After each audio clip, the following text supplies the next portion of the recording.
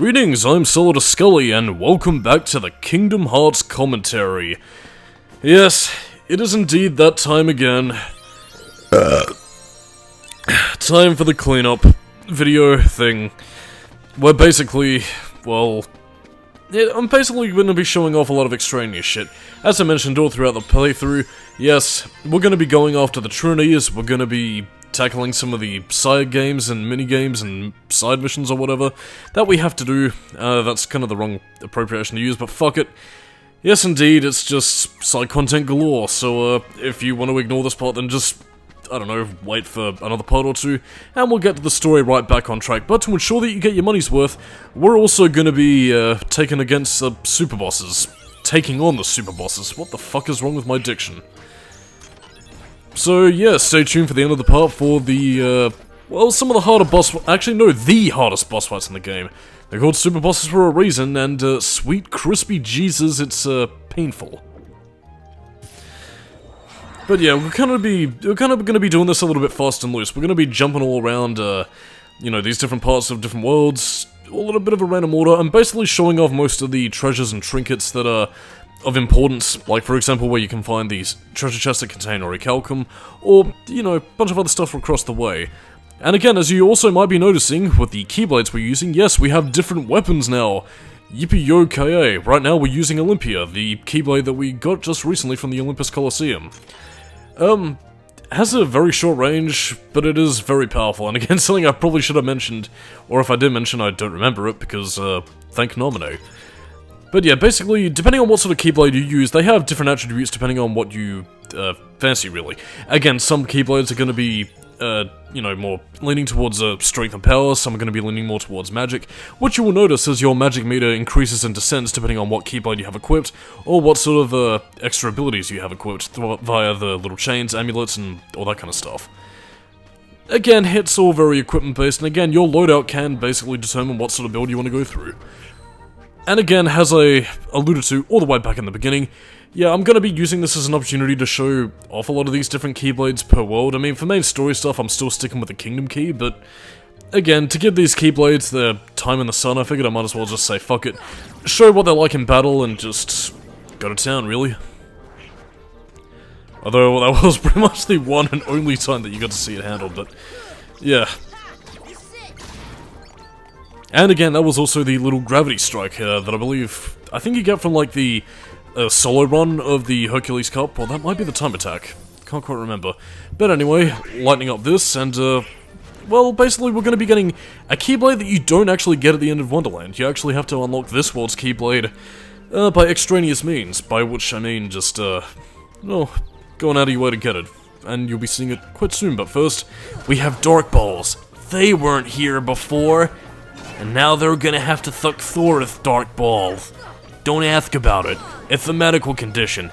Basically, it means he can't have sex, and I have no idea where I'm going with this.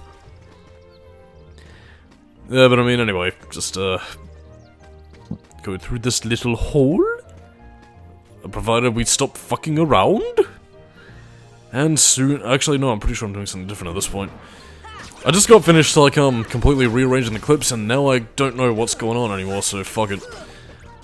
But, like, I mean, yeah, now that you have Glide, now that you have High Jump, Wonderland, well, again, you really begin to notice how boxy Wonderland is, compared to what I think it probably should have been, you know, in terms of, design, how twisted it should be, and all that kind of stuff. Again, it's really weird, but, like, I mean, it's done this way for the sake of, I guess, being easy to navigate for younger players, and I guess also for the fact that, you know, it's working on RPG logic, which usually had a lot of other things to worry about in terms of, you know, space saving and all that shit, so I don't know, but basically, you enter the painting like this, and we shall find our reward. And of course, the White Trinity shall lead us to wonderment.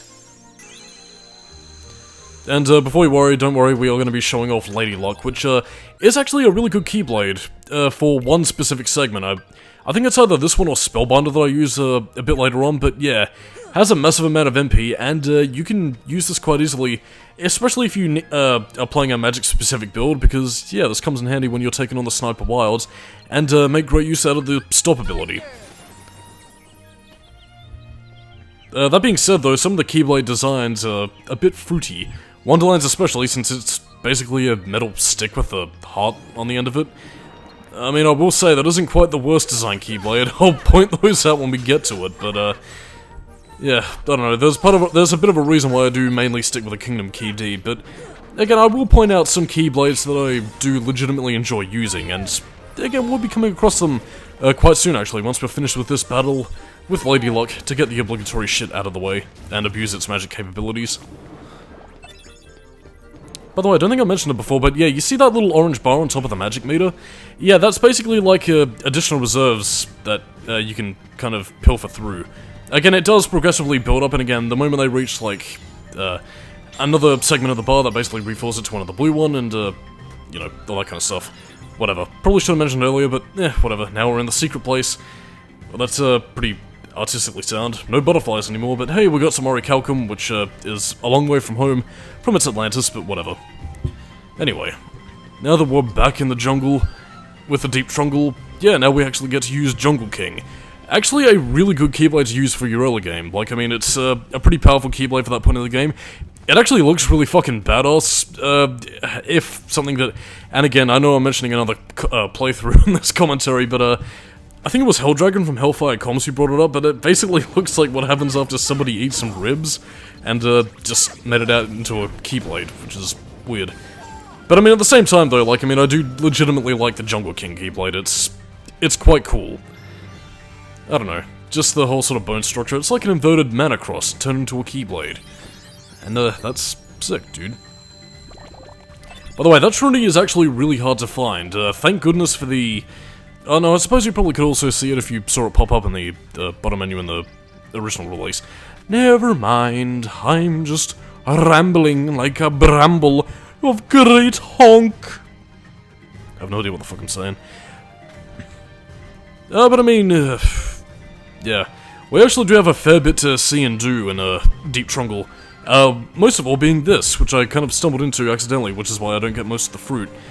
This is a minigame, Jungle Slider. Basically, collect the fruits along the path, and make sure you collect them all, otherwise you'll be dropped off immediately. But again, you're pretty much just making sure that you collect the fruit. I don't think Tarzan collects any for you, but, yeah, it's pretty much an extension of the same sort of minigame that you had before. I mean, last time you were just doing it to travel around. This time you're doing it for, well, completion's sake. I'm trying to remember what this grants you, but, we'll see at the end. Although, one of the annoying things about the Jungle Slider minigame is that it's very segmented. Like, I mean, you collect 10 fruits, then you have no choice but to jump off and end up back in the main camp, then you're gonna travel all the way back up the treetop, back into the little save area, then basically go through these segments time and time and time again. Again, and you're basically doing this in increments of 10 to 20 to 30 to 40 to 50. And, well, it gets incredibly... I wouldn't say tedious, but it's more so the traversal, you know, back up to where you need to start again. It's pretty much the theme park thing, like, you know, when you're really wanting to go into this really sick-as-hell water slide, but, you know, you want to go again, but, like, you're constantly having to wait and climb back up the stairs and wait in the line, and it's just fucking... It fucks with you, man, and, you know, you're just tapping your foot impatiently. I don't know, like, I really don't know what to say.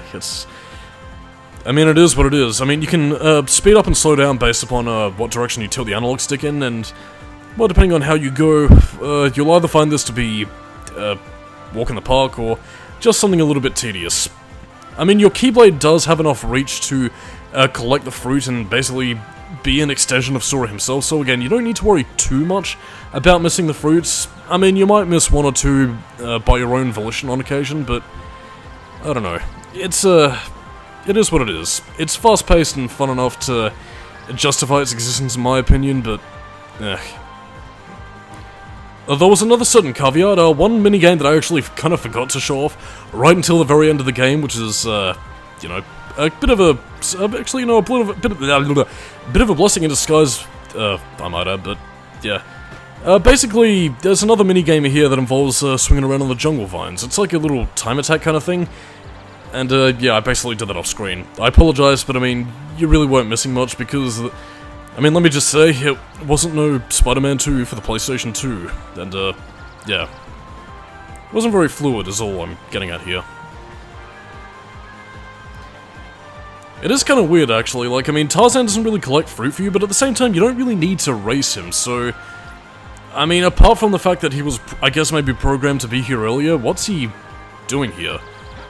I mean, to talk about something I already brought up earlier, there was initial concept art of Sora in a loincloth joining Tarzan on a Jungle Slider-style minigame in the concept art, so... maybe that's what this is in reference to, and again, part of the reason why Jane earlier thought that Sora didn't speak English until he, you know, actually met her, so... I don't know, it's weird.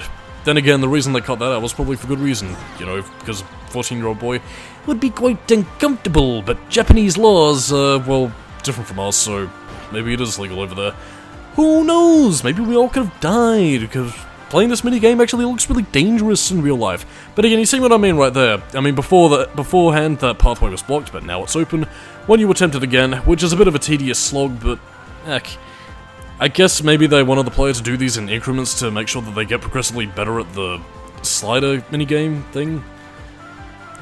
I don't know. Win some, you lose some. Bibbidi-bop, bibbidi-bop, it is what it is.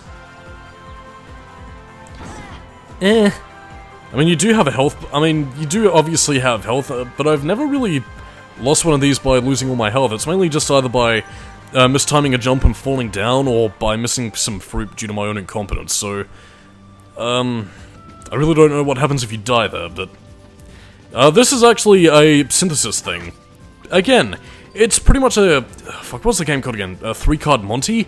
Again, basically, pay attention to the bouncing Nocturne. It'll rearrange itself, and basically you gotta hit the right one, and the more you do it, the more chance you have getting Lightning Stone, which is required for synthesis, and that's pretty much how this game operates. Of course, if you fail to do so, as we're going to be seeing quite soon, because I'm not a very good gambler, well, you do that, then it'll shock you, because it's going like, "Hey, Sora, you were trying to zap me, being a bit of a joke." And again, I try again, but to my frustration, I suffered the consequences of gambling. Although Donald took the punishment there. Although, then again, having slot machines that would, electrocute you if you have no money, that might just be one way to, you know, convince people to stop gambling. It's like smoking, you know, you raise up the prices, you show like a cancerous heart, and people will stop doing it. Well, mainly for the expense thing, I think most people would rather just smoke until they die, but... who am I to judge? Again, that's about the point where I just say fuck it. And of course, we come to the very final point. I'm not sure if I have another recording of this, but... yeah, this is pretty much how we encounter the dancing mushroom, or the pink agricus, I believe it's called. But again, in order to get the dancing mushroom to show up, you basically need to use your stop technique on 3 specific white mushrooms dotted all about the place. Again, you kind of got to explore the area a little bit, but... anyway, you stop on all of them, and you'll pretty much get the dancing mushroom to appear. At which point, well... there's a certain technique to this, but... again, I didn't really achieve this until I captured the dancing Sora, who's hovering in midair for some reason. Thank goodness I had magic, because otherwise that would have been fucking... spooky, dude. But again, like, I mean, you stop 3 times on 3 different specific white mushrooms, and, well, I'll tell you what to do when we get the thing to appear. Although, then again, this is kind of precarious, because again, I'm not sure if I mentioned this beforehand, but, yeah, if you wait too long to do anything to the white mushrooms, you know, in order to get the magic arts from them, yeah, they do have a tendency of disappearing. Whoa, how the hell did Goofy get up there? It's magic, dude. But yeah, they will disappear, and, basically you have to leave 2 rooms, try again, and, basically hope to God that you don't get Heartless in the area, because, you know, that's kind of annoying when you have to get specific enemies to spawn. And it's just a pain in the arse and a laugh and a half, except not really, more at your expense. There we go. By the way, make sure you have ethers or elixirs on standby so you can get the max amount of, actually no, the Goofy ability, MP Gift, that's really useful here because he can give you his MP and basically let you go to town on it. This is the dancing mushroom. Basically, you stop, and again, something I didn't learn until much later is that what you should use is another ability that I think I already have at this point, Ragnarok. Again, basically it does a little Ars Arcanum animation like that, and it allows you to shoot laser beams, which lets you get multiple hits off it. The dancing mushroom is a bit of a pain in the ass for one reason or another, but again, I'll explain that later when we encounter it again in Atlantica. In the meantime, we're getting outfitted for the boss. The super boss. I have no idea what the fuck I said it like that, but yeah, basically, go back to Aladdin's place, equip Oathkeeper, which is Kyrie's Keyblade, and it wants to take us for a ride. Yeah, go for a ride.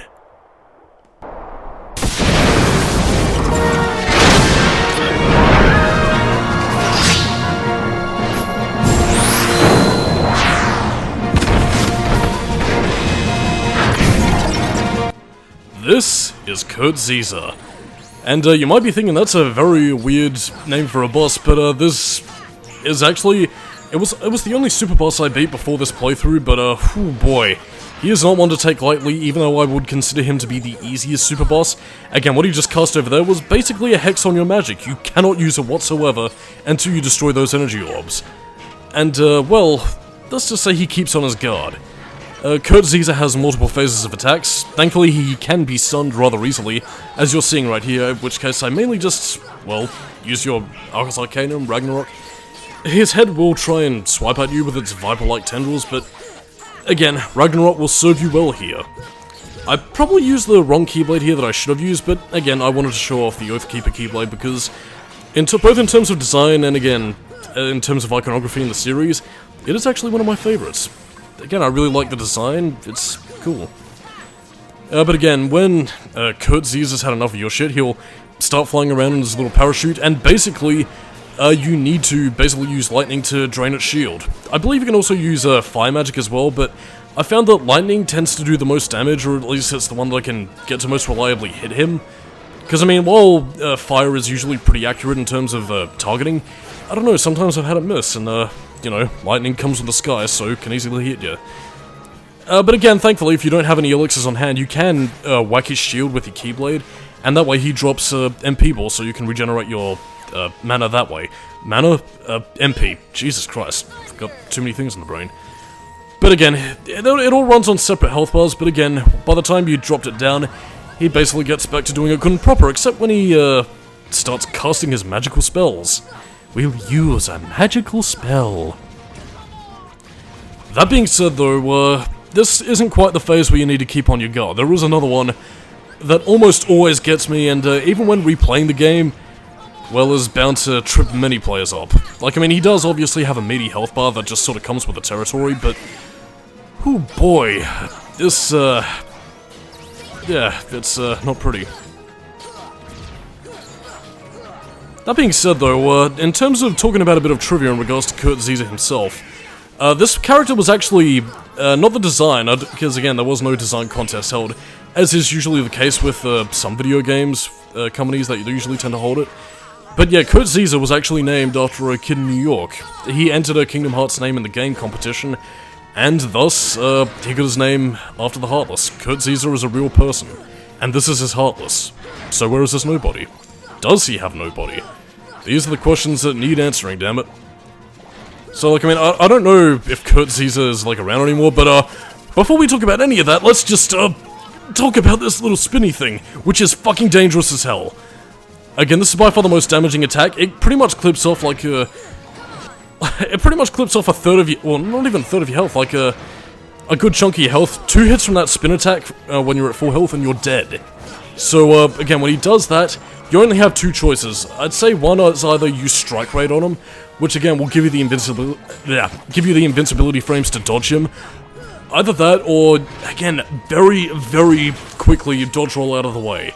I think you might have a few frames to get out of the way, but given how uneven the ground is, I wouldn't really risk it. Again, it seems like a little bit too risky to me.